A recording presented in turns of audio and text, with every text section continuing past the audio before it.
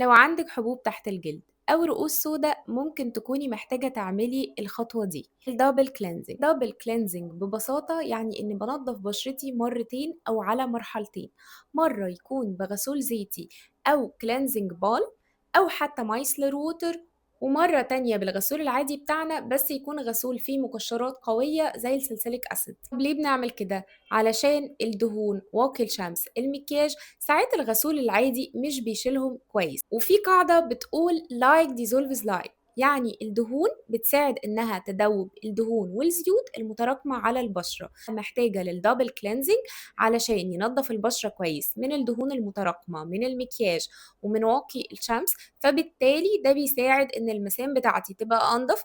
المسام مش هتتسد، مش هيطلع لي ولا رؤوس سودا ولا هيطلع حبوب تحت الجلد. طب الرؤوس السوداء والحبوب اللي تحت الجلد اللي موجودة اوريدي هنعالجها ازاي؟